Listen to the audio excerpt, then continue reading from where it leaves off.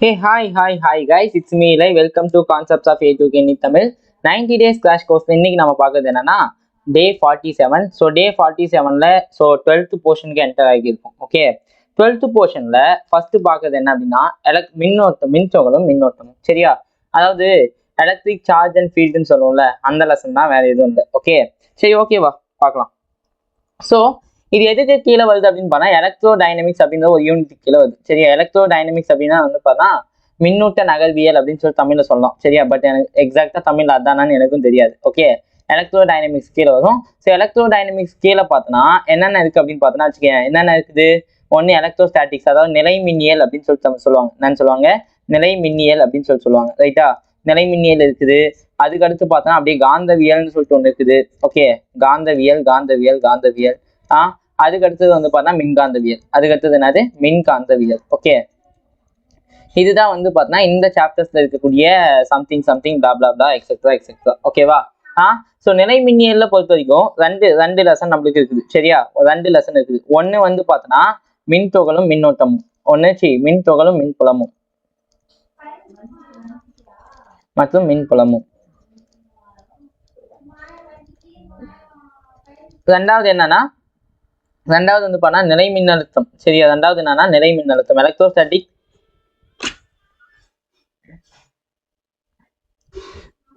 Okay, நிலை மின்னழுத்தம் சரியா. அதாவது மின்னழுத்தமும் மற்றும் மின்தேக்கியும். ஓகே, மின்தேக்கியும் சரியா. இது ரெண்டு லெசன் இதில் இருக்குது. ஓகே, காந்தவியல்ல பார்த்தோன்னா மூவிங் சார்ஜஸ் அண்ட் மேக்னட்டிசம், அதுக்கப்புறம் மேக்னட்டிசம் அண்ட் மேட்டர். மின்காந்தவியல்னா எலக்ட்ரோ மேக்னட்டிக் வேவ்ஸ் தான். ஓகே, நிலை மின்னியல்ல பொறுத்த வரைக்குமே சார்ஜ். ஓகே, இது எல்லாத்துலயுமே நம்ம எலக்ட்ரோ டைனமிக்ஸ்ல ஃபுல்லா படிக்க போறது என்னன்னா மின்துகளை பத்தி தான். ஓகே, மின்துகள்களை பத்தி மட்டும் தான் நம்ம இந்த லெசன் ஃபுல்லாவே நம்ம படிக்க போறோம் சரியா. மின்துகளுடைய பண்புகள் என்ன, ஸோ மின்துகள் வந்து எந்த மாதிரி ஆக்ட் ஆகுது, விச் மீன் நிலை மின்னியல் அப்படின்னா அங்கேயே பேர் சொல்லியிருக்காங்க. இங்க பாரு, நிலை சரியா. ஸோ நிலையாக இருக்குது அப்படின்னா அது என்ன அர்த்தம், நிலையான அப்படின்னா என்ன அர்த்தம், அந்த துகள் வந்து ரெஸ்ட்ல இருக்குது அப்படின்னு சொல்லிட்டு அர்த்தம். அப்போ இங்க துகள் அப்படின்னு சொல்லிட்டு எதை மென்ஷன் பண்ணேன்னா மின்துகளா நான் மென்ஷன் பண்ணேன். இங்க எதை பத்தி மென்ஷன் பண்றேன், மின்துகளை பத்தி நான் இங்க மென்ஷன் பண்ணேன். ஓகேவா. ஸோ அப்ப இந்த சார்ஜ் பார்ட்டிகல் இருக்கு இல்லையா, மின்துகள்கள் வந்து பார்த்தோன்னா ஓய்வில் இருக்கும்போது, மின்துகள்கள் வந்து என்னது ஓய்வில் இருக்கும்போது பத்தி படிக்கத்தான் அது நிலை மின்னியல். ஓகே, அப்போ மின்துகள் ஓய்வுல இருந்துச்சுன்னா அங்க என்ன ப்ரொடியூஸ் பண்ணும், என்னத்தை உருவாக்கும் அப்படின்னு பார்த்தோன்னா மின்புலத்தை உருவாக்கும். என்ன புலத்தை உருவாக்கும், மின்புலத்தை வந்து பார்த்தா உருவாக்கும் சரியா. இதே காந்தவியல்ல பொறுத்த வரைக்கும் வந்து பார்த்தா ரெண்டு லெசன் இருக்குது. ஒன்று magnetism and matter, moving charges and magnetism இருக்குது. ஓகே, காந்தவியல் அப்படின்றது ஸோ இங்க எதை பத்தி படிப்போம்னா காந்த புலத்தை பத்தியும் மின்புலத்தை பத்தி சேர்த்து படிப்போம். ஓகே, காந்த புலம் பிளஸ் மின்புலம் இது ரெண்டுத்தையும் சேர்த்து வச்சு நம்ம படிப்போம். ஓகேவா. ஓகே, காந்த புலமும் மின்புலமும் எப்படி உருவாகும், எப்படி ஃபார்ம் ஆகும்னு பார்த்தோன்னா ஒன்றும் இல்லை, அதே மின்துகள் தான். அதே மின்துகள் தான் சீரான திசை வேகத்துல போச்சுன்னா, அதே மின்துகள் தான் என்னது சீரான திசை வேகத்துல செஞ்சுச்சு அப்படின்னா, அதாவது ஒரு வெலாசிட்டி இருந்துச்சுன்னா, ஓகேவா, சீரான திசை வேகத்துல போச்சுன்னா, ஓகே, அங்க என்ன ப்ரொடியூஸ் ஆகும்னா எலக்ட்ரிக் ஃபீல்டும் ப்ரொடியூஸ் ஆகும். அண்ட் அதே சமயத்துல அது மேக்னெட்டிக் ஃபீல்டு ரெண்டுமே ப்ரொடியூஸ் ஆகும். காந்த புலமும் மின்புலமும் சேம் டைம் ப்ரொடியூஸ் ஆகும். ஓகேவா. ஸோ அப்போ மின்துகள் வந்து பார்த்தோன்னா ஸோ மூவ் ஆகும் போது, அதனால தான் அதை மூவிங் சார்ஜஸ் அண்ட் மேக்னட்டிசம் அப்படின்னு சொல்றாங்க. ஓகேவா. ஸோ மின்துகள்கள் வந்து பார்த்தோன்னா நகர்வு இயக்கத்துல இருக்கும்போது என்னென்னலாம் வந்து அதுல பண்புகள் இருக்குது அப்படின்றத பத்தி படிக்கத்தான் அது காந்தவியல். ஓகேவா. மின்காந்தவியல் அப்படின்றதுனா ஸோ மின்காந்தவியல் அப்படின்றதுனால மின்காந்த அலைகள் அப்படின்னு சொல்லிட்டு ஒரு லெசன் இது கீழே வரும் சரியா. மின்காந்த அலைகள்னு சொல்லிட்டு ஒரு லெசன் இருக்குது. ஸோ அந்த மின்காந்த அலைகள்ல பார்த்தோன்னா ஓகே, மின்துகளும் மின்புலமும் காந்த புலமும் வந்து பார்த்தோன்னா ரெண்டும் வந்து பார்த்தா அலை வடிவத்துல செயல்பட்டுச்சுன்னா, ஓகே, அலை வடிவத்துல செயல்பட்டுச்சுன்னா அங்க என்னென்னலாம் நடக்கும், ஸோ என்னென்ன விஷயம் அங்க இருக்குது அப்படின்றத பத்தி படிக்கத்தான் அது மின்காந்த அலைகள் அப்படின்னு சொல்லுவோம். ஓகே, ஸோ அப்போ மின்காந்த அலைகள் எப்படி உருவாகும் அப்படின்னு பார்த்தோன்னா இந்த சார்ஜ் பார்ட்டிகள் இருக்குல்ல, சார்ஜ் பார்ட்டிகள் ஆனது அந்த மின்துகள்கள் இருக்கு இல்லையா, மின்துகள்கள் வந்து பண்ணா முடுக்கம் அடைவதால மின்துகள்கள் வந்து என்ன பண்ணுது, முடுக்கம் அடையும். ஓகே, மின்துகள்கள் முடுக்கம் அடைகிறதுனால பார்த்தோன்னா வச்சுக்க உனக்கு என்ன ஃபார்ம் ஆகுது அப்படின்னா என்னது எலக்ட்ரோ மேக்னெட்டிக் வேவ்ஸ் வந்து பண்ணா ஃபார்ம் ஆகுது சரியா. என்ன ஃபார்ம் ஆகுது, எலக்ட்ரோ மேக்னெட்டிக் வேவ்ஸ் வந்து ஆக்சுவலி ஃபார்ம் ஆகுது. சொல்யூஷன் புரியுதா. ஐ ஹோப் யூ கைஸ் புரியும்னு சொல்லிட்டு நம்புறேன். ஓகே வா, இப்போ அந்த மின்துகள்னா என்ன, ஸோ அதுக்கு அடுத்த டீட்டெயில், ஸோ அது மின்துகளினுடைய பண்புகள் என்ன, கொஞ்சம் அதை மட்டும் தான் பார்க்க போறோம் சரியா. இன்னைக்கு டார்கெட் என்னன்னா மொத்தம் இதை வந்து இந்த லெசனை 4 நாளாக பிரிச்சுக்கோ. ஓகேவா. ஒன்று ஒன்று வந்து பார்த்தா அடிப்படை பண்புகள். சரியா, இந்த லெசன்ல ஃபர்ஸ்ட் பார்க்கறது என்னன்னா அடிப்படை பண்புகள் என்னன்னு சொல்லிட்டு பார்ப்போம். ஓகே. ரெண்டாவது நாள்ல பார்க்கறது என்னன்னா கூலும் விசை. ஓகே, கூலும் விசை, அந்த பெர்மியபிலிட்டி, அதை பத்தி பார்ப்போம். ஓகே. மூணாவது நாள்ல நம்ம பார்க்கறது என்னன்னா மின்புலம். ஓகே, மின்புலம் மட்டும்தான் பார்ப்போம். மின்புலத்தையும் அப்புறமா முடிஞ்சா டைபோல் இருக்கு இல்லையா, டைபோல் வேணா பார்க்க முடியுமா என்னன்னு தெரியல. டைபோலும் பார்த்துக்கலாம், ஒன்றும் பிரச்சனை இல்லை. ஓகேவா, அதாவது மின் இருமுனைன்னு சொல்லுவோம். ஓகே, மின் இருமுனையும் பார்க்கலாம். ஓகே. நாலாவது நாள்ல காஸ் விதி பத்தி பார்க்கலாம். நாலாவது நாள்ல காஸ் விதி இருக்கு இல்லையா, அந்த காஸ் விதி, ஸோ மின்பாயம், அதெல்லாம் பத்தி பார்த்தா இங்க இதில் பார்த்தலாம். மின்பாயம், காஸ் விதி பத்தி ஸோ நாலாவது நாள்ல பார்த்துக்கலாம். ஓகேவா, இதுதான் இந்த 4 பார்ட்டா பிரிச்சுப்போம். இந்த 4 பார்ட்ல இன்னைக்கு பார்க்கறது அடிப்படை பண்புகளை மட்டும்தான் இன்னைக்கு நம்ம இன்னைக்கு பார்க்க போறோம். ஓகே. ஸோ இவ்வளவுதான் இந்த லெசனோட இன்ட்ரோடக்ஷன். ஓகே, இவ்வளவுதான் வந்து இந்த லெசனோட இன்ட்ரோடக்ஷன். வேற எதுவும் வந்து பார்த்தோம்னா கிடையாது. சரியா? ஓகேவா? ஓகே, சரி, பார்க்கலாம். மின்னூட்டம் என்றால் என்ன? மின்னூட்டம் என்பது ஒரு தொகுதியினுடைய அடிப்படை பண்பு. மேலும் இவைகள் மின்காந்த விளைவினால் ஏற்படும் அழிவு மற்றும் உருவாக்கத்தினால் ஏற்படுகிறது. சரியா, அதாவது எலக்ட்ரோ மேக்னெட்டிக் எஃபெக்ட்ஸ் அப்படின்னு சொல்லுவாங்க. சரியா, so it's a property of charge அப்படின்னு என்னன்னா ஒவ்வொரு பொருளுக்குமே இருக்கக்கூடிய ஒரு அடிப்படை பண்பு தான் வந்து பார்த்தீங்கன்னா மின்னோட்டம், சார்ஜ். ஓகேவா, இது இந்த சார்ஜ் பார்ட்டிகள் எதனால உருவாகுது அப்படின்னா இந்த எலக்ட்ரோ மேக்னெட்டிக் எஃபெக்ட்ஸ் நிறைய இருக்குது. சரியா, அந்த மாதிரி எஃபெக்ட்ஸ்ல, அந்த எலக்ட்ரோ மேக்னெட்டிக் எஃபெக்ட்ஸ்ல which mean electromagnetic waves இருக்குல்ல, எலக்ட்ரோ மேக்னெட்டிக் எஃபெக்ட்ஸ்ல ஒன்று தான் வந்து எலக்ட்ரோ மேக்னெட்டிக் வேவ்ஸ். இப்போ அந்த எலக்ட்ரோ மேக்னெட்டிக் வேவ்ஸ் வந்து பார்த்தீங்கன்னா அலைகள் உருவாக்கும் போதோ இல்லைன்னா அழிவின் போதோ என்ன ஆகுனா சின்ன சின்ன துகள்கள் உருவாக்கப்படுது. ஓகே, அந்த சின்ன சின்ன துகள்கள் தான் வந்து நம்ம இப்போ என்னன்னு சொல்றோம்னா மின்னோட்டம், சார்ஜ் அப்படின்னு சொல்லிட்டு நம்ம சொல்லிட்டு இருக்கோம். புரியுதா? அந்த சின்ன சின்ன துகள்களை தான் நம்ம என்ன சொல்லிட்டு இருக்கோம், ஸோ சார்ஜ் அப்படின்னு சொல்லிட்டு இருக்கோம். ஓகேவா, இதுல ஏதாச்சும் டவுட் இருக்கா? எதுவும் டவுட் இல்லைன்னு நினைக்கிறேன். ஐ ஹோப் நல்லா புரியும் நம்புறேன். ஓகேவா? ஓகே. இப்போ இந்த மின்னோட்டம் இருக்கு இல்லையா, இந்த மின்னோட்டம் சொல்றீங்க ப்ரோ. இந்த மின்னோட்டத்தினுடைய எஸ்ஐ அலகு என்ன? இந்த மின்னோட்டத்தினுடைய எஸ்ஐ அலகு என்ன அப்படின்னா கூலும் அப்படின்னு சொல்லுவாங்க. என்னன்னு சொல்லுவாங்க? கூலும் அப்படின்னு சொல்லுவாங்க. ஓகேவா, சரி, ஓகே. இதுக்கு கூலும் மட்டும்தான் இருக்குதா அப்படின்னு கேட்டா கூலும் வந்து எதில் குறிப்பாங்கன்னா சி அப்படின்ற எழுத்தால வந்து பண்ணா குறிக்கப்படுது. ஓகே, கூலும் எதனால எந்த எழுத்தால குறிக்கப்படுதுன்னா சி அப்படின்ற எழுத்தால குறிக்கப்படுது. ஓகே, இப்போ இந்த மின்னூட்டம் இருக்குல்ல, இந்த மின்னூட்டத்தை பத்தி பேசணும்னா நிறைய பேசிக்கிட்டே போலாம்ப்பா. ஓகே, நிறைய பேசிக்கிட்டே போலாம். ஆனா இந்த என்ன சொல்ல வந்தேன், என்னடா சொல்ல வந்தேன் கைஸ்? கூலும். சரியா, கூலும் தான் வந்து நான் இங்க சொல்ல வந்தேன். ரைட்டா? கூலும் மட்டும்தான் இருக்கானா? கூலும் மட்டும் இல்ல, நிறைய அலகுகள் இருக்குது. சரியா, பிராக்டிக்கல் யூனிட்ஸ் அப்படின்னு சொல்லுவோம் இல்லையா. ஸோ இன்னும் வந்து ஸ்டாட்டிக் கூலும் இருக்குது. ஓகே, ஸ்டாட்டிக் கூலும்னா ஸ்டாட்டிக் கூலும் தான். ஓகே, அது ஸ்டாட்டிக் கூலும் சொல்லுது. சரியா, ப்ராக்டிக்கல் யூனிட்ஸ் வந்து இஎஸ்யூ இருக்குது. அதுக்கப்புறமா ஃபேரடே இருக்குது. ஃபேரட் இருக்குது. சரியா, ஃபேரடே, இது ஆக்சுவலி ஃபேரடே. ஓகே, ஃபேரடேயும் குழப்பிக்காத.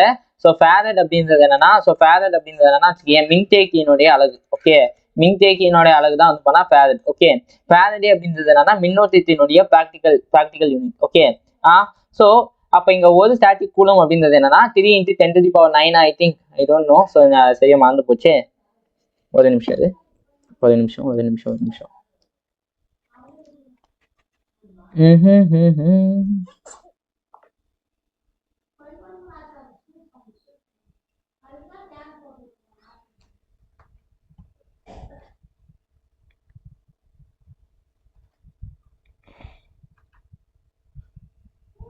ஸோ தட் மின்னோட்டம் இருக்கு இல்லையா, ஸோ மின்னோட்டத்துடைய எஸ்ஐ அலகு என்ன அப்படின்னு பார்த்தோன்னா, இதோடைய எஸ்ஐ அலகு என்ன அப்படின்னு பார்த்தோன்னா என்னது? கூலும். சரியா, இதோடைய எஸ்ஐ அலகு என்னது? கூலும். ஓகேவா, இதோடைய சிஜிஎஸ் அலகு என்ன அப்படின்னு சொல்லிட்டு பார்த்தோன்னா வச்சுக்கோங்க, ஒன்றும் இல்லை. இதோடைய சிஜிஎஸ் அலகு என்னன்னு சொல்லுவாங்கன்னா ஸ்டாட்டிக் கூலும் அப்படின்னு சொல்லுவாங்க. அதாவது நிலை கூலும்னு சொல்லி தமிழ்ல சொல்லலாம். எதுக்கு?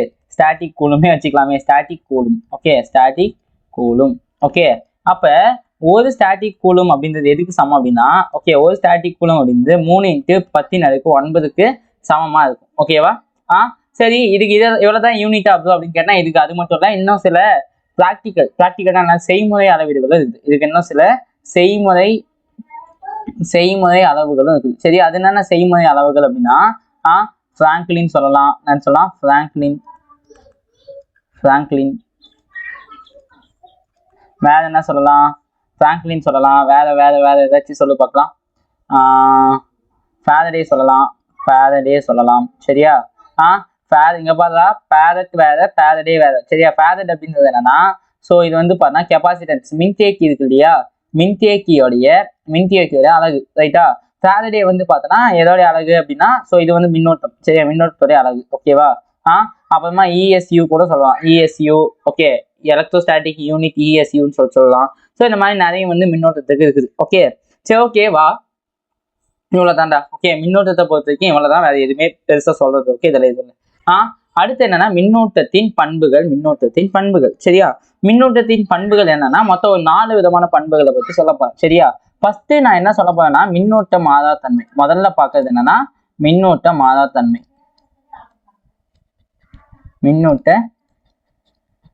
மாறாத்தன்மை சரியா ஓகே. மின்னூட்ட மாறாத்தன்மை அப்படின்னு என்னன்னா சார்ஜ் இஸ் கன்சர்வ்ட் அப்படின்னு சொல்லிட்டு ஒரு படிச்சிருப்போம் சரியா. இது எதை பின்பற்றி அமையுது அப்படின்னு பார்த்தோன்னா இந்த மின்னூட்ட மாறாத்தன்மை அப்படின்னு எதை பின்பற்றுது அப்படின்னு பார்த்தோன்னா எதை பின்பற்றி அமையுதுன்னா லைக் அது பேர் என்னடா ஆற்றல் அழிவின்மை விதின்னு சொல்லுவோம் இல்லையா. ஆற்றல் அழிவின்மை விதியை வந்து பார்த்தா பின்பற்றி அமையுது. ஆற்றல் அழிவின்மை படி பின்பற்றுது. ஆற்றல் அழிவின்மை விதிபடி பின்பற்றி அமையுது சரியா. ஆற்றல் அழிவின்மை விதி என்ன சொல்லுதுன்னா ஒரு ஆற்றலை ஆக்கவோ அழிக்கவோ முடியாது, ஆனா ஒரு வகையான ஆற்றல் வந்து இன்னொரு வகையான ஆற்றலுக்கு நம்ம மாற்ற முடியும் அப்படின்னு சொல்லிட்டு ஆற்றல் அழிவின்மை விதி சொல்லுச்சு. அதேதான் மின்னூட்ட மாறாத்தன்மை சொல்றது என்னன்னா ஒரு மின்னோட்டத்தை ஆக்கவோ அழிக்கவோ முடியாது, ஆனா ஒரு வகையான மின்னோட்டத்தை இன்னொரு வகையான மின்னோட்டமா மாத்தலாம் அப்படின்னு சொல்றாங்க சரியா. அப்படின்னா என்னது மின்னூட்ட மாறாத்தன்மைன்றது என்னன்னா ஒன்றும் இல்லடா, ஒரு மின்னோட்டம் இருக்குது சரியா. அந்த மின்னோட்டம் வந்து இப்போ உலகத்துல வந்து பார்த்தோன்னா ஒரு 10 மில்லியன் சார்ஜஸ் இருக்குன்னு வச்சுக்கோ. சும்மா உதாரணத்துக்கு சொல்றேன்டா, 10 மில்லியன் சார்ஜஸ் இருக்குதுன்னா அதே அளவுக்கு தான் இந்த உலகம் இருந்தாலும் இந்த உலகத்துல 10 மில்லியன் சார்ஜஸ் தான் 10 மில்லியன் தான் ஓகே. அதை தாண்டி மாறது அவ்வளவுதான் இருக்கும் ஓகே. இப்போ இதுல வந்து எல்லா சார்ஜும் என்னது plus charge minus charge neutral charge அந்த மாதிரி எக்கச்சக்கமான சார்ஜஸ் இருக்கும் ஓகேவா. இப்போ ஒரு பிளஸ் சார்ஜை ஒரு நெகட்டிவ் சார்ஜா மாத்தலாம், இன்னொரு நெகட்டிவ் சார்ஜை பிளஸ் சார்ஜை நம்மளால என்ன பண்ண முடியும் மாற்ற முடியும்னு சொல்றாங்க ஓகேவா. இதுதான் வந்து பண்ணா மின்னூட்ட மாறாத்தன்மை அப்படின்றத சொல்லுது ஓகே. ரெண்டாவது என்ன அப்படின்னா ஓகே, ரெண்டாவது விஷயம் என்ன அப்படின்னு பார்த்தோம்னா ரெண்டாவது மின்னூட்டத்தின் கூட்டு பண்பு. ரெண்டாவது என்னது மின்னூட்டத்தின் கூட்டு பண்பு. மின்னூட்டத்தின் கூட்டு பண்பு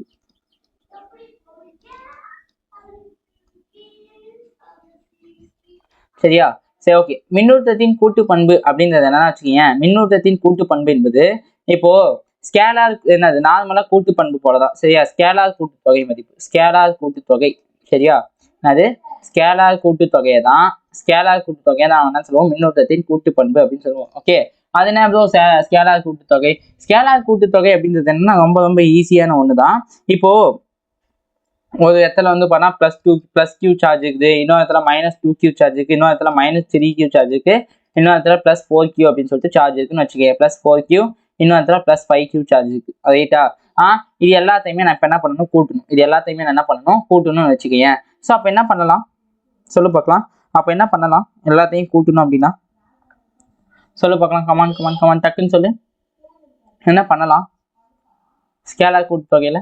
ஒன்றும் இல்லை, இது ஒட்டு மொத்தமாக சேர்த்தி அதோடைய சைனோட சேர்த்தி கொட்டுருங்க. சைன் ஆனது அதோடைய எண் குறியீட்டு மதிப்புக்குள்ள ப்ளஸ்ஸா மைனஸான்ட்டு அதோடய சேர்த்தி நம்ம என்ன பண்ண வேண்டியதான் எல்லாத்தையும் கொட்ட வேண்டியதான். அப்போ இங்கே charge overall net charge Q +Q -2Q -3Q +4Q okay +5Qன்னு சொல்லிட்டு வருமா. ஸோ அப்போ ஓவரால் சார்ஜ் எவ்வளோ Q -2Q -Q -5Q -5Qவும் இதுவும் காலி ஆயிடுச்சு. அப்போ ஆன்சர் என்ன அது? ஸோ அப்போ ஆன்சர் என்னது வெறும் 5Q தான் இதோட ஆன்சர் ஓகே. 5Q தான் ஆன்சர். ஸோ இந்த மாதிரி சேர்த்தி எழுதுறது தான் என்னன்னு சொல்லுவோம் அப்படின்னா இந்த மாதிரி ஒட்டு மொத்தமாக சேர்த்தி எழுதுறது தான் நம்ம என்ன சொல்லுவோம் மின்னோட்டத்தின் கூட்டு பண்பு அப்படின்னு சொல்லுவோம். இதுதான் நம்ம என்ன சொல்லுவோம் அப்படின்னா மின்னோட்டத்தின் கூட்டு பண்பு அப்படின்னு சொல்லுவோம். புரியுதா இல்லையா? புரியுதாடா? இதான் என்னன்னு சொல்லுவாங்க மின்னூட்டத்தின் கூட்டு பண்பு அப்படின்னு சொல்லுவாங்க சரியா. அடுத்து என்னன்னா மின்னூட்டங்களின் குவாண்டமாக்கல். மின்னூட்டங்களின் குவாண்டமாக்கலுக்கு முன்னாடி ஒரு நிமிஷம்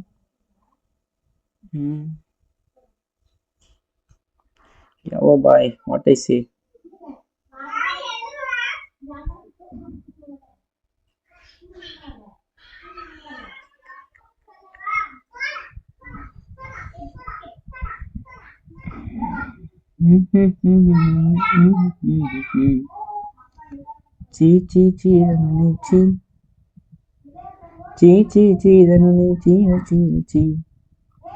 சரி ஓகே.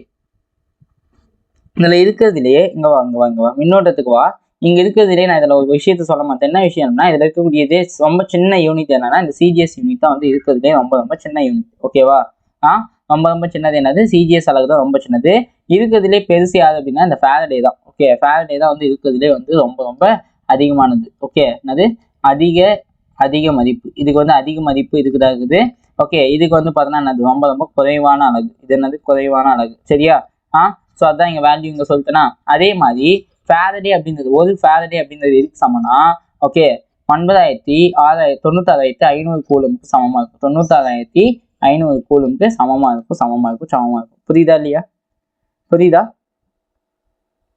சரி, okay. Additive okay isolated system is considered invariant but okay வா ஓகே ஐயோ ஐயையோ ஆனந்தமே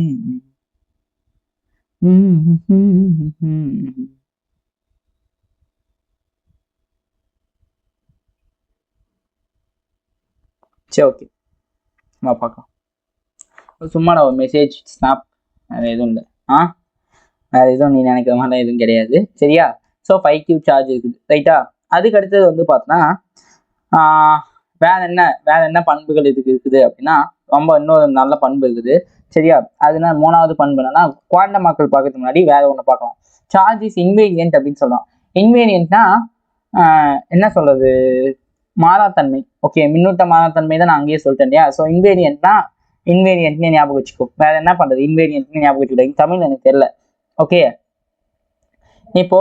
இப்போ நிறைய இருக்குது இல்ல. இப்போ இந்த நிறைய வந்து it's a function of time. சரியா? It's a function of speed. சரியா? ஃபங்க்ஷன் ஆஃப் வேகம். சரியா? ஃபங்க்ஷன் ஆஃப் வேகம்னா so function of speed which mean ஸ்பீடை பொறுத்து மாஸ் வேரியபிள் ஆகும். சரியா? ஓகே, இப்போ உதாரணத்துக்கு எப்படி இப்போ மாசை பொறுத்து ஸ்பீடு வந்து எப்படி வந்து வேகத்தை பொறுத்து வேரியபிள் ஆகும் அப்படின்னு கேட்டேன்னா ஒன்றும் இல்லை. இப்போ நீ வந்து பைக்கில் போற. சரியா? பைக்கில் பொறுமையாக போயிட்டு என்ன பண்ணுறேன்னா ஒரு சவுத்து மேலே இடிக்குது. சரியா? பொறுமையாக போயிட்டு ஒரு சவுத்து மேலே இடி. உனக்கு அடி அதிகமாக வேணுமா கம்மியாக வேணுமா டக்குன்னு சொல்ல பார்க்கலாம். அடி அதிகமாக வேணுமா இல்லை கம்மியாக வேணுமா? எஸ், கண்டிப்பாக கம்மியாக தான் அடி வந்து விடும். ரைட்டா? சூப்பர். இதே போய் வேகமாக நீ போய் வேகமாக போயிட்டு மோதும் போது அடி என்ன ஆகும்? தாது மாது தக்காளி சோறு அப்படின்ட்டு அடி சும்மா பயங்கரமா விடும். சரியா? அடி மட்டும்தான் விடுமா? அடி மட்டும் இல்லை, அது கூட சேர்த்து என்ன ஆகும்? ஆளே காலியாகிற அளவுக்கு ஸோ போயிடுவேன். ஆட்டோமேட்டிக்காக ஆகிடும், ஆளே வேரியபிள் ஆகிடும். ஓகேவா? ஸோ மாஸ் வந்து பார்த்தோன்னா ஃபங்க்ஷன் ஆஃப் டைம். சரியா? Function of speed. ஓகே, வேகத்தை பொறுத்து நிறைய வந்து மாறுபடும். ரொம்ப வேகமாக போச்சுன்னா ஓகே உன் மேலே எடை வந்து உன் மேலே இருக்கக்கூடிய எடை ரொம்ப அதிகமாக இருக்கும். வேகம் கம்மியாக போனால் எடை வந்து கம்மியாக இருக்கும். ஓகேவா? விச் மீன்ஸ் ஆமாம், நீ ரொம்ப வேகமாக போயிட்டு மோதும் போது என்ன ஆகுதுன்னா வெயிட் வந்து அதிகமாகுது. இப்போ உன் மேலே வந்து சின்ன கல் எடுத்து போடுறதுக்கும் பெரிய பாதாங்கள் எடுத்து போடுறதுக்கும் வித்தியாசம் இருக்குல்ல. அதே சேம் கான்செப்ட் தான் இங்கேயும். ஓகேவா? அதே சேம் கான்செப்ட் தான் இங்கேயும். சரியா? ஓகேவா? சூப்பர், புரிஞ்சிருக்கும் நம்புறேன். ஆனா இங்க சார்ஜ் இருக்குல்ல, இங்க மின்னூட்டம் இருக்குல்ல, கையெழுத்தே ஒழுங்கா வரமாட்டேன். ஏன் டச்சு விட்டுச்சு, வேற ஒன்றும் இல்லை. இங்க மின்னூட்டம் வந்து எதை பொறுத்துனா வேகத்தை பொறுத்து மாறுபடாது அப்படின்னு சொல்லுவாங்க. சரியா? மின்னூட்டமானது வேகத்தை பொறுத்து மாறுபடவே படாது. நீ எவ்வளோ வேகத்துல போனாலும் மின்னோட்டம் வந்து அது எவ்வளவோ அதே தான். ஓகேவா? ஓகேவா? வேகம் நீ கம்மியா போனாலும் அதே மின்னோட்டம் தான், வேகம் அதே இதுல போனாலும் அதே மின்னோட்டம் தான். ஸோ அதுல எந்த விதமான மாற்றமும் ஏற்பட போறது கிடையாது. அதை தான் வந்து பார்த்தோன்னா so invariant, charge is invariant சொல்லுது. சரியா? So charge is invariant. ரைட்டா? அதை தான் வந்து பார்த்தா இங்க சொல்லுது. ஓகேவா? ஓகே, 4வது விஷயம் என்ன அப்படின்னா சூப்பர். 4வது விஷயம் என்ன அப்படின்னா 4வதா சொல்றது வந்து ஸோ ஓகே மின்னூட்டங்களின் குவாண்டமாக்கல் போகிறதுக்கு முன்னாடி ஒரு விஷயம் சொல்லிடும். சரியா? ஒரு விஷயம் ஒன்று சொல்லிதான் 4வது போகிறதுக்கு இருந்தானா அந்த சார்ஜோடைய ப்ராப்பர்ட்டி. இப்போ 2 மின்னோட்டங்கள் ஒரே மாதிரியான மின்னோட்டங்கள் இருக்குன்னு வச்சுக்கேன். ஓகே, ஒரே மாதிரியான மின்னோட்டங்கள் இருக்குது. ஒரே மாதிரியான மின்னோட்டம் வந்து இருக்குது. சரியா? ஒரே மாதிரியா இருக்கக்கூடிய மின்னூட்டம் என்ன நடக்கும்? ஒரே மாதிரியா இருக்கக்கூடிய மின்னூட்டம் வந்து பார்த்தோன்னா என்ன ஆகும்னா என்ன ஆகும்? ஒரே மாதிரியான மின்னூட்டம் சொல்லு பார்க்கலாம். ஒரே மாதிரியான மின்னூட்டம் வந்து என்ன ஆகும்? ஒரே மாதிரியான மின்னூட்டம் பார்த்தோன்னா என்ன ஆகும்? விலகி கொள்வாங்க. சரியா? என்ன ஆகும்? விலகி கொள்ளும். ரைட்டா?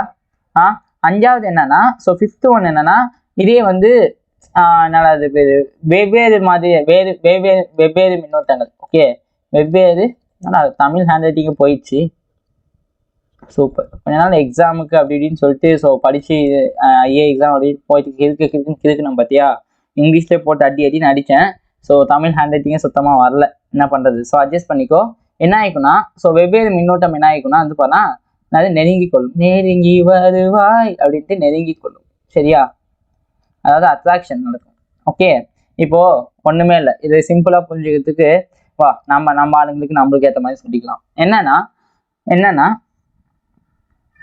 என்ன சொல்லு பார்க்கலாம். என்னது இப்போ ஒரு பையனும் பேசுறாங்க, பொண்ணும் பேசுறாங்கன்னு வச்சுக்கீங்க. பொண்ணும் பேசிக்கிறாங்க, இல்லைன்னா பையனும் பேசிக்கிறாங்க. ஸோ அந்த மாதிரி பேசும்போது பையனும் பேசிக்கும் போது, இல்லை பொண்ணும் பேசிக்கும் போது ஹாய் அப்படின்னு சொல்லிட்டு எங்க ஸ்டார்ட் ஆச்சுன்னா பாய் அப்படின்னு சொல்லிட்டு முடிஞ்சிடும். சரியா? இதே வந்து நீயும் ஆளும் பேசுறதுன்னு வச்சுக்கோங்க. ஓகே, நீயும் ஆளும் பேசுறதுன்னா ஹாய் அப்படின்னு சொல்லிட்டு ஃபோன் பண்ணி ஹாய் இப்படி இருக்க அப்படின்னு சொல்லிட்டு பேச ஆரம்பிப்பேன். அவன் ஆப்போசிட்ல இருந்து அப்படியா நான் இங்க என்ன சூப்பரா இருக்கேன், ஓகே ஒரே என்ஜாயிங் தான். அப்புறம் அவன் அந்த பொண்ணு வைக்கிறதுக்கு பார்க்கும், ஆனால் நம்பாது. அப்புறம் எங்க அம்மா வராங்கடா வைடா அப்படின்னு சொல்லிட்டு அந்த பொண்ணு ஐயோ அப்படின்னு சொல்லிட்டு அது பக்கம் அப்படின்னு ஆகும். கான்வர்சேஷன் அப்படியே பில்ட் ஆகினே போயிட்டு இருக்கும். கான்வர்சேஷன் ஆகிட்டே இருக்கும், அப்படியே பில்ட் ஆகினே போயிட்டு இருக்கும். சரியா? அப்போ லைக் சார்ஜஸ் ரிப்பலிங், ஸோ என்ன சொல்றது, அன்லைக் சார்ஜஸ் ஆகிக்கும். So attraction. சரியா? அட்ராக்ஷன் நடக்கும். ஓகே, அதை தான் இங்க சொல்ல வந்தேன். ஓகேவா? புரியுதா? தென் ஓகே, அதுக்கடுத்து ஸோ வேற என்ன பார்க்கணும் அப்படின்னா சொல்றேன். ஸோ மின்னோட்டங்களின் குவாண்டமாக்கல் இங்கே நான் சொல்லி முடிச்சேன். சரியா? என்ன குவாண்டமாக்கல்? மின்னோட்டங்களின் குவாண்டமாக்கல். ஓகே, மின்னோட்டங்களின்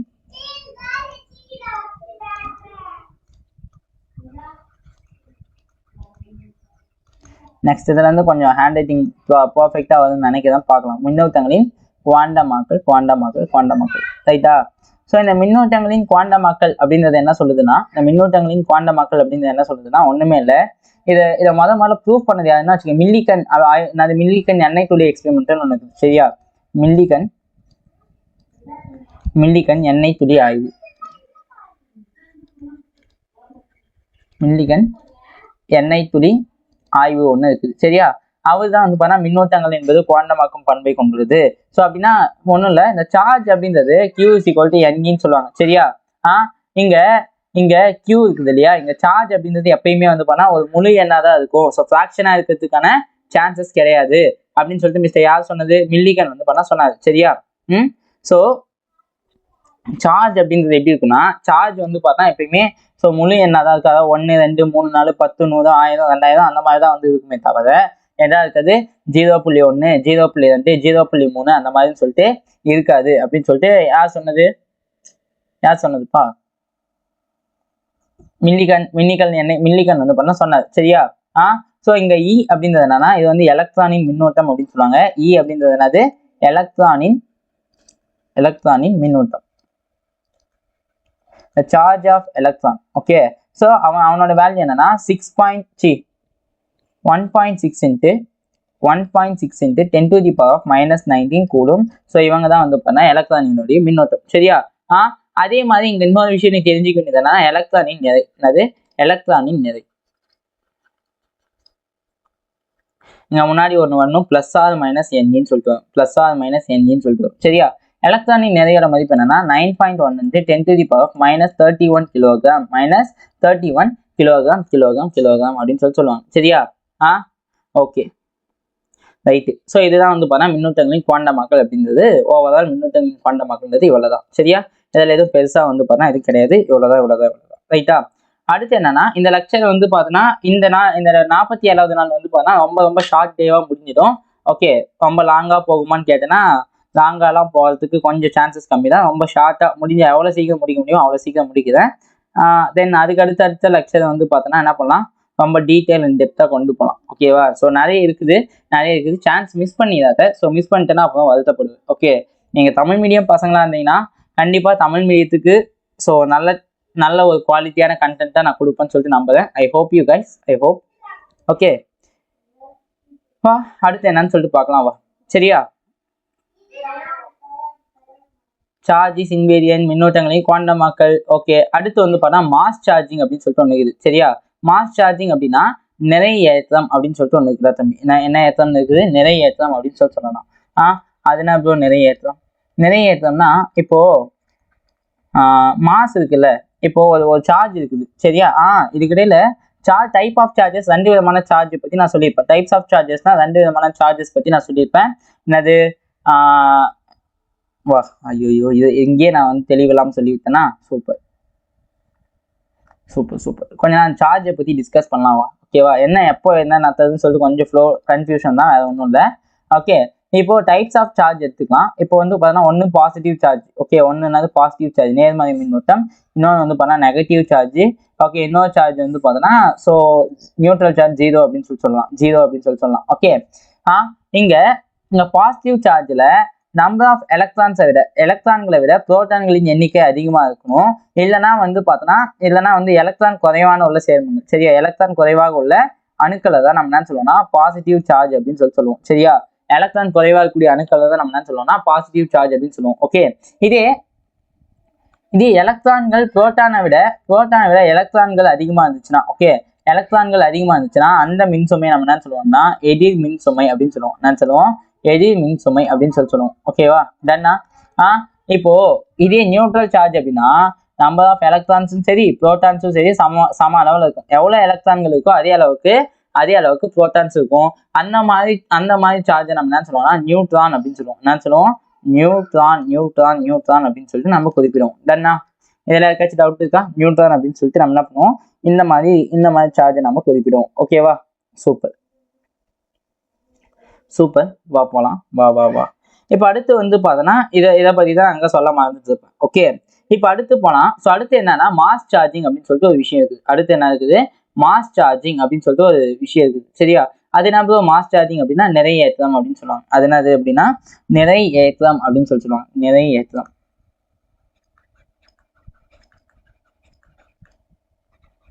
நிறை ஏற்றம்னா என்ன சொல்ல பார்க்கலாம்? நிறை ஏற்றம் என்றால் என்ன? நிறை ஏற்றம் என்றால் ஒன்றும் இல்லை. இங்க பாரு, ஒரு சார்ஜ் வந்து இந்த மாதிரி இருக்குது. ஓகேவா? ஒரு நிமிஷம்.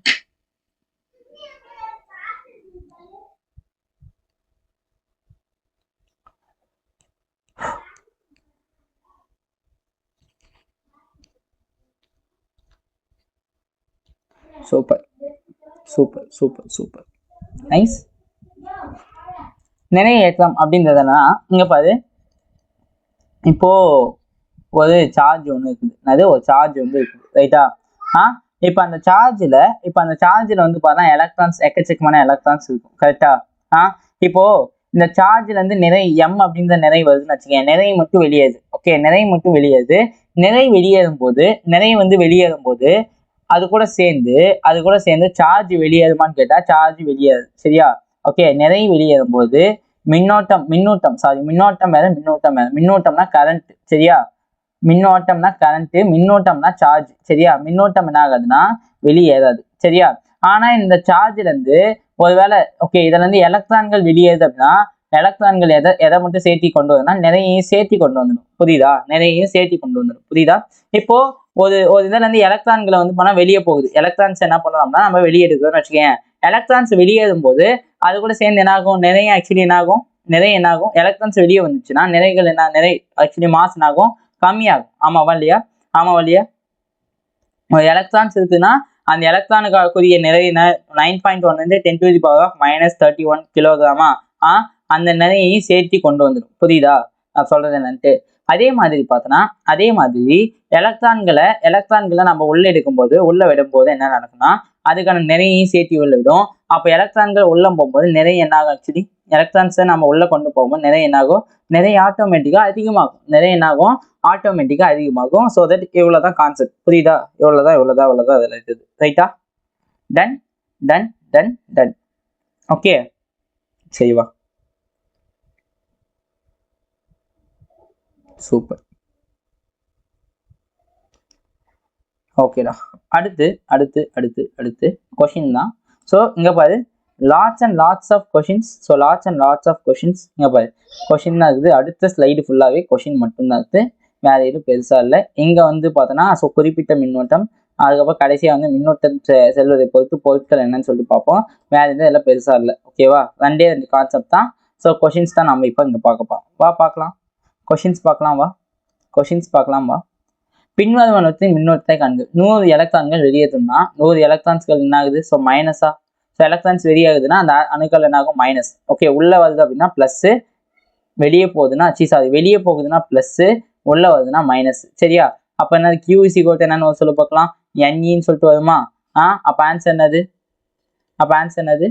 Q is equal to 100E. டன்னா? ரைட். 20 எலக்ட்ரான்கள் உள்ளேற்றம்னா என்னது? 20 எலக்ட்ரான்கள் உள்ளேற்றம்னா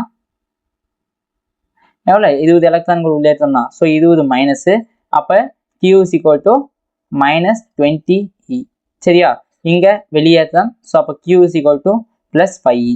இங்கே ஸோ வெளியேற்றம் Q is equal to -25E. ரைட்டா? வெளியேற்றம் தானே, இப்போ ப்ளஸ் தானே. இங்கே பாரு 2000 எலக்ட்ரான் உள்ளேற்றம்னா என்னது? Q is equal to -2000E. புரிஞ்சா இல்லையா? டன். ஓகே, அதாவது கியூ இஸ் ஈக்குவல் டு NEடா. சரியா? இங்கே நம்பர் ஆஃப் எலக்ட்ரான்ஸை கொடுத்துருக்காங்க. ஸோ எண்ணுக்கு பதிலாக அதை சப்ஸ்டியூட் பண்ண. ஸோ வெளியே போகிறதுனால ஸோ அந்த அணுக்களில் வந்து பார்த்தோன்னா என்ன ஆகும்? ப்ளஸ் சார்ஜ் கிரியேட் ஆகும். சரியா? ஸோ ப்ளஸ் சார்ஜ் கிரியேட் ஆகுறதுனால ஸோ அதோட புரோட்டான்களின் எண்ணிக்கை வந்து பார்த்தா அதிகமாகும். அப்போ ப்ளஸ் சார்ஜாக இருக்கும். ரைட்டா? அதனால ப்ளஸ் போட்டுருக்கேன். உள்ளே போது என்ன ஆகும்னா ஸோ நம்பர் ஆஃப் புரோட்டான்களை விட எலக்ட்ரான்கள் அதிகமாக இருக்கும். அப்போ என்னாச்சு? நெகட்டிவ் சார்ஜ் கிரியேட் ஆகும். டன்னா? நெகட்டிவ் சார்ஜ் கிரியேட் ஆகும். அவ்வளோதான், வேற ஒன்றும் இல்லை இது விஷயம். அடுத்த கொஸ்டின் போலாமா? ஒரு கூலும் மின்னோட்டத்தை வெளியேற்ற தேவைப்படும் எலக்ட்ரான்களின் எண்ணிக்கை என்ன? ஒரு கூலும் மின்னோட்டத்தை வெளியேற்ற தேவைப்படும் எலக்ட்ரான்களின் எண்ணிக்கை என்ன? ரொம்ப ஈஸி கொஸ்டின் தான். So Q is equal to என்னது? NEன்னு சொல்லிட்டு எனக்கு தெரியும். ஆமாவா? எனக்கு இப்போ N தான் வேணும். அப்போ Q/Eயா? கியூவோட வேல்யூ எவ்வளோ சொல்லு பார்க்கலாம். எவ்வளோ? 1. ஸோ ஈன்றது 1.6 × 10⁻−19. இது மேலே போயிடுமா? அப்போ என்னது? ஸோ 10/16 × 10⁻⁻19 சொல்லிட்டு வரும். +19 வரும். கரெக்டா? அப்போ இது 5 டைம் வரும். இது வந்து 8×2 = 16 ஆச்சா? 5×10 8×10 ஸோ இதை காலி பண்ணோம்னா 0.6848 I840 I920 I840 R848ன்னு சொல்லிட்டு இருக்கும். ஓகே, 625 சொல்லிட்டு வரும். சரியா? அப்போ இதை சால்வ் பண்ணோம் அப்படின்னா இது மேலேயும் கீழே அகைன் 10ஆல் பெருக்கணும் அப்படின்னா என்ன ஆகும்? 10ஆல் பெருக்கணும்னா 10ஆல் பெருக்கி 10ஆல் வகுத்தோம்னா இந்த ஒன்று இங்கே கொண்டு வந்தோம்னா ஸோ 625 6.25 × 10⁻19 அப்படின்னு சொல்லிட்டு வரும். 18ன்னு சொல்லிட்டு வரும். 10⁻18 எத்தனை? ஸோ என்னோட வேல்யூ. சரியா? அப்போ ஒரு எலக்ட்ரானுக்கு ஒரு கூலும்க்கு 6.25 × 10⁻8னா 10⁻18னா அப்போ 2 கூலும் சார்ஜுக்கு என்னவா இருக்கும்? 2 × 6.2 × 10⁻18. ரைட்டா? அப்போ சால்வ் பண்ணோம்னா என்னது? ஸோ 12.4 × 10⁻18ன்னு வரும். சரியா? அப்போ 3 கூலும் சார்ஜுக்கு எவ்வளோ, 4 கூலும் சார்ஜுக்கு எவ்வளோன்னு சொல்லிட்டு கமெண்ட்ல ஆன்சர் சொல்லு. 4 கூலும் சார்ஜுக்கு எவ்வளோன்னு சொல்லிட்டு என்ன பண்றேன்? கமெண்ட்ல ஆன்சர் சொல்ல போறேன். புரியுதா?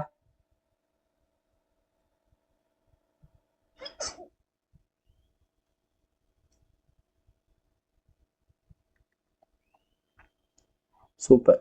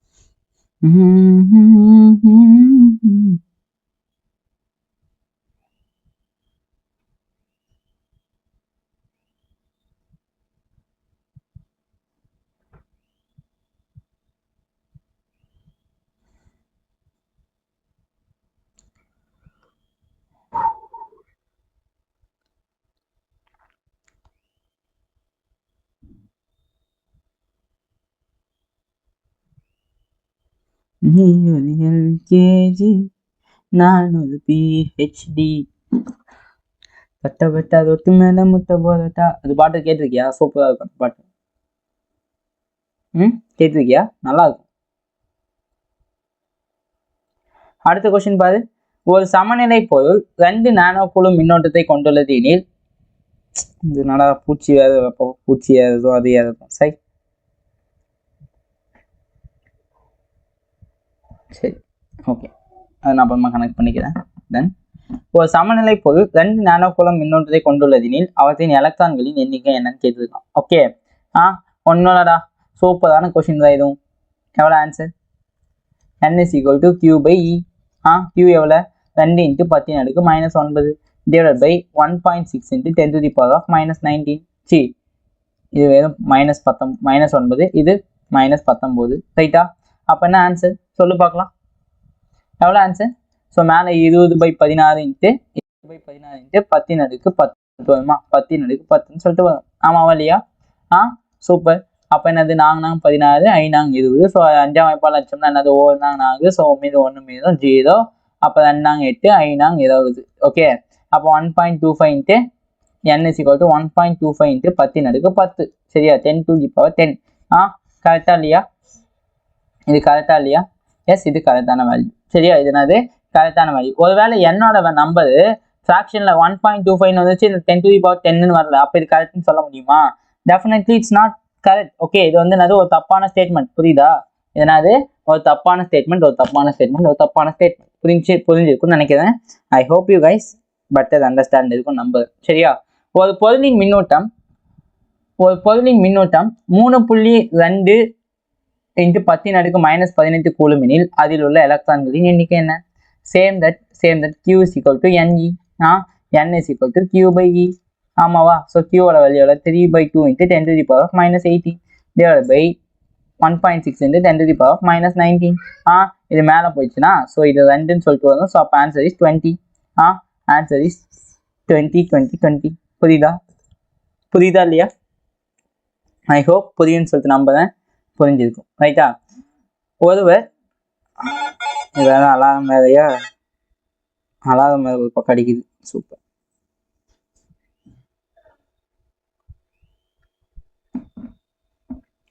அடுத்து, ஒருவர் ஒரு பொருளில் 1.6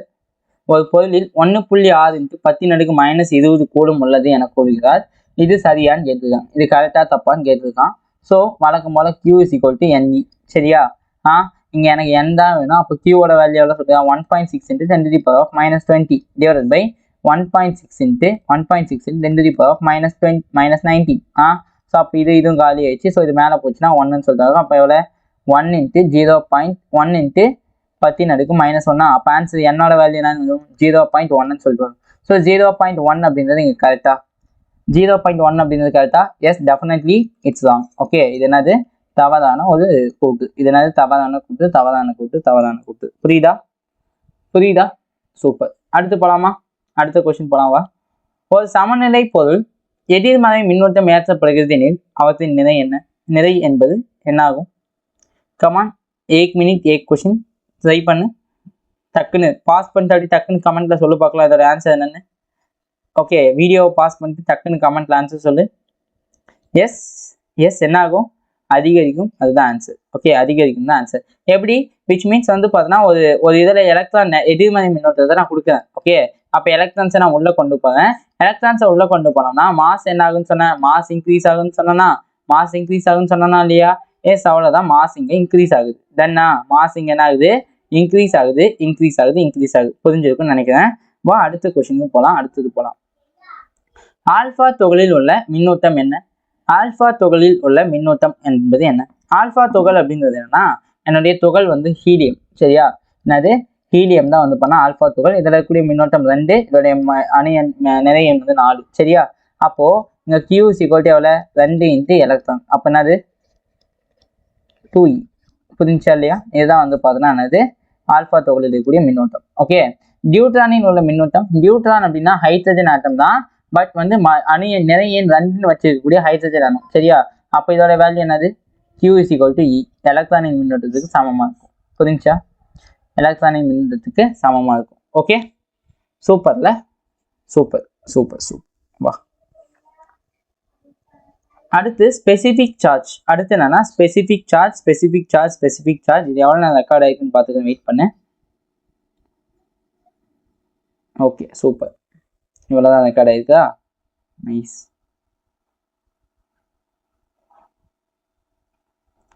அடுத்து என்னன்னா ஸ்பெசிஃபிக் சார்ஜ். சரியா, ஸ்பெசிஃபிக் சார்ஜ் அப்படின்றது என்னன்னா ஒன்றும் இல்லடா. ஸ்பெசிஃபிக் சார்ஜ் அப்படின்றது என்னன்னா என்ன சொல்லலாம், ஸ்பெசிஃபிக் சார்ஜ் அப்படின்றது என்னன்னா இப்போ நம்ம இது இருக்குல்ல, ஸ்பெசிஃபிக் சார்ஜ் இருக்குல்ல. ஸ்பெசிஃபிக் சார்ஜ் அப்படின்னா இப்போ நம்ம ஸ்பெசிஃபிக் ஹீட் அப்படின்னா என்னது, 1 டிகிரி, அதாவது ஒரு குறிப்பிட்ட நிறைய 1 டிகிரி செல்சியஸ் தேவைப்படக்கூடிய, 1 டிகிரி செல்சியஸ் உயர்த்த தேவைப்படக்கூடிய வெப்பம் தான் வந்து குறிப்பிட்ட ஸ்பெசிஃபிக் ஹீட் அப்படின்னு சொல்லுவோம். ஸோ அதே சேம் கான்செப்ட் தான் இங்கேயும். சரியா, அதே சேம் கான்செப்ட் தான், அதே சேம் தான் இங்கேயும். ஓகேவா, என்ன அப்படின்னா குறிப்பிட்ட மின்னோட்டம், ஸ்பெசிஃபிக் சார்ஜ் அப்படின்றது என்னன்னா ஒரு குறிப்பிட்ட நிலையில எவ்வளோ சார்ஜ் இருக்குது. சரியா, ஒரு குறிப்பிட்ட நிலையில எவ்வளோ வந்து மின்னோட்டம் இருக்குது அப்படின்னு சொல்றது தான் என்னன்னு சொல்லுவாங்க, ஸ்பெசிஃபிக் சார்ஜ் அப்படின்னு சொல்லுவாங்க. புரியுதா? அப்போ ஸ்பெசிஃபிக் சார்ஜ் என்னது, ஒரு குறிப்பிட்ட நிலையில எவ்வளோ மின்னோட்டம் இருக்குது, சார்ஜ் பை மாஸ். ரைட்டா, சார்ஜ் பை மாஸ் தான் சொல்லுவாங்க ஸ்பெசிஃபிக் சார்ஜ் அப்படின்னு சொல்லுவாங்க. ஓகே, அடுத்து மின்னோட்டம் செல்வதை பொறுத்து. சரியா, மின்னோட்டம் செல்வதை பொறுத்து என்ன பண்ணலாம், மின்னோட்டம் செல்வதை பொறுத்து பொருட்கள். சரியா, இங்க மொத்தம் 3 விதமான பொருட்களை வந்து நான் குறிப்பிட போறேன். ஓகே, இங்க முன்னாடி இருக்குது 3 விதமான பொருட்களை பத்தி நான் இங்க குறிப்பிட போறேன். ஒண்ணு வந்து பார்த்தோன்னா, ஓகே, ஒண்ணு வந்து என்னது, ஒண்ணு வந்து பார்த்தோன்னா கடத்தி. ஒண்ணு வந்து என்னது, கடத்திகள். சரியா, ரெண்டாவது வந்து பார்த்தோன்னா காப்பான். ரெண்டாவது என்னன்னா காப்பான்னா சூர்யான் பட காப்பானுங்கடா. ஓகே, இது வேற காப்பான். மூணாவது வந்து பார்த்தோன்னா கடத்தி, காப்பான். மூணாவது வந்து பார்த்தோன்னா குறை கடத்திகள். மூணாவது என்னதுன்னா குறை கடத்திகள். சரியா, இதுதான் வந்து 3மே வந்து இவங்க தான் இருப்பாங்க. ரைட்டா? ஓகே, கடத்தி அப்படின்றது என்னன்னா இதுல நம்பர் ஆஃப் எலக்ட்ரான்கள் வந்து அதிகமா இருக்கும். எலக்ட்ரான்கள் வந்து பார்த்தா அதிகமா இருக்கும். ஸோ எலக்ட்ரான்கள் அதிகமா இருக்கும்போது, சரியா, இப்போ லைட்டா அங்க கரண்ட் வச்சோம்னா எலக்ட்ரான்களா விருதுன்னு இந்த பக்கம் எங்க பிளஸ் சார்ஜை நோக்கி வரும். அப்போ கரண்ட் அப்படியே ஸ்மூத்தா ஃப்ளோ ஆகும். சரியா, கடத்திகள் அப்படின்னு கண்டக்டர்ஸ் அப்படின்னு சொல்லுவாங்க. இந்த கண்டக்டர்ஸோடைய முக்கியமான வேலை என்ன அப்படின்னா, ஓகே, எலக்ட்ரான்களை அதாவது கரண்ட்டை கடத்துறது. சரியா, அதாவது என்னது, ஸோ அந்த எலக்ட்ரான் கரண்ட்டை கடத்துறதுடா, அவ்வளவுதான் சொல்ல முடியும். ஓகேவா, சொல்ற விஷயம் புரியுதா?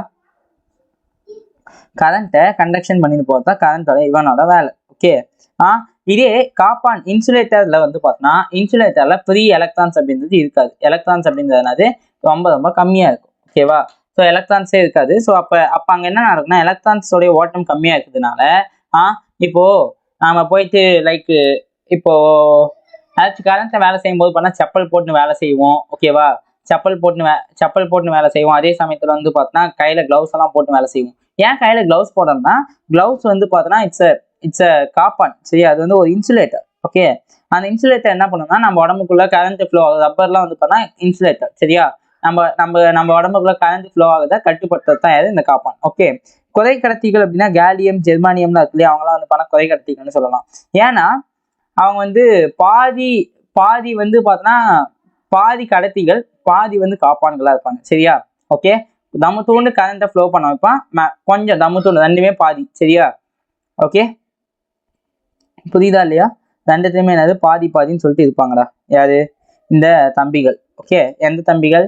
இந்த குறை கடத்தி தம்பிகள் வந்து இந்த மாதிரி இருப்பாங்க. சரியா, அதுக்கப்புறமா ஒரு டாபிக் ஒன்று இருக்குது. இது முடிச்சோம்னா என்னது என்ன டாபிக்னா சார்ஜிங். Okay, types of charging method அப்படின்னு சொல்லிட்டு ஒன்று இருக்குது. ஓகே, உனக்கு ஒரு கொஸ்டின் ஒன்று கொடுக்குறேன். சரியா, என்ன கொஸ்டின் அப்படின்னா ஒருத்தர் வந்து பார்த்தோன்னா என்ன சொல்றாருன்னா, ஒருத்தர் வந்து ஒரு பொருள்ல 6.4 × 10⁻⁻16 கூலும் மின்னோட்டம் இருக்கு அப்படின்னு சொல்றாரு. இது கரெக்டா இல்லையான்னு சொல்லிட்டு என்ன பண்ற, கமெண்ட்ல சொல்லு. சரியா, இது உன்னுடைய ஹோம்ஒர்க் கொஸ்டின் நம்பர் 2. ரைட்டா, மூணாவது கொஸ்டின் இது பார்த்துட்டு இருக்கேன். அதே மாதிரி ஒரு நியூட்ரல் பாடி இருக்குது. சரியா, ஒரு நியூட்ரல் பாடி, அதாவது சமநிலையில் இருக்கக்கூடிய ஒரு பொருள் இருக்குது. நியூட்ரல் பாடியில நம்ம என்ன பண்ணோம்னா எலக்ட்ரான்ஸை ரிமூவ் பண்ணோம். எலக்ட்ரான்ஸ் என்ன பண்றோம், வெளியேற்றணும்னு வச்சுக்கோங்க. எலக்ட்ரான்ஸ் நம்ம என்ன பண்றோம், வெளியேற்றணும். ஓகே, எலக்ட்ரான்ஸ் என்ன பண்றோம், வெளியேற்றணும். சரியா, எலக்ட்ரான்ஸை வெளியேற்றும் போது அதோடைய நிறை என்பது எப்படி இருக்குன்றதை என்ன பண்ற, கமெண்ட்ல சொல்றேன். ஓகே, அதெல்லாம் என்ன பண்ற, கமெண்ட்ல சொல்றேன். சரியா, okay super super super super super. Nice.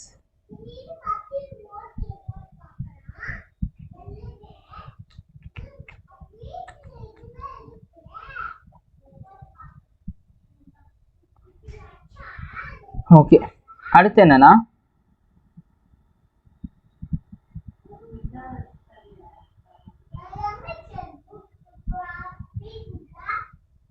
Super. Next 2 question போதும்னு நினைக்கிறேன். ஹோம்ஒர்க் கொஷினாக வந்து உனக்கு 2 போதும்னு நினைக்கிறேன். அதுக்கப்புறமா மெத்தட்ஸ் ஆஃப் சார்ஜிங்னு ஒன்று இருக்குது. அது வந்து அவ்வளோ முக்கியமானதெல்லாம் இல்லை. மெத்தட்ஸ் ஆஃப் சார்ஜிங்னா ஒரு பொருளை வந்து எப்படி வந்து சார்ஜ் பண்ண போகிறோம், எப்படி வந்து பார்த்தா சார்ஜ் பண்ணுறோம் அப்படின்றது தான் விஷயமே. ஓகேவா? சொல்கிற விஷயம் புரியுதா? சூப்பர். சூப்பர். விச் மீன் வந்து பார்த்தா ஒன்றும் இல்லை, இந்த மாதிரி உராய்விக்கிறது. சரியா? ஸோ இந்த மாதிரி உராய்ப்போம் இல்லையா, 2 பொருட்களை உராய்ப்பதன் மூலமா என்ன பண்ணணும்னா கரண்ட் வந்து பார்த்தா கண்டக்ட் ஆகும். சரியா? ஸோ என்னென்ன டைப்ஸ் ஆஃப் சார்ஜிங் என்னென்ன இருக்குன்னா கண்டக்ஷன் இருந்துச்சு. Okay, rubbing and fiction. ஒரு பொருளை இன்னொரு பொருளோட உராய்க்கிறது மூலியமா இது பண்ணலாம். 3வது கண்டக்ஷன். ஒரு பொருள் சார்ஜாக இருக்குது, இன்னொரு பொருள் அன்சார்ஜாக இருக்குது. 2த்தையும் ஒட்டும் போது இங்கே இருக்கக்கூடிய இங்கே சார்ஜ் அமுத்தோட சார்ஜ் வந்து இந்த பக்கம் ஷிஃப்ட் ஆகும். ஓகே, இன்னொன்று வந்து இண்டக்ஷன் மெத்தட் இருக்குது. சரியா? இண்டக்ஷன் அப்படின்றது ஒரு இண்டக்ஷன்லாம் தேவையில்லை. சரியா? சும்மா அப்படின்னா என்ன தெரிஞ்சு வச்சுக்கோ, அதெல்லாம் நான் அடுத்தடுத்த கிளாஸ்ல சொல்கிறேன்.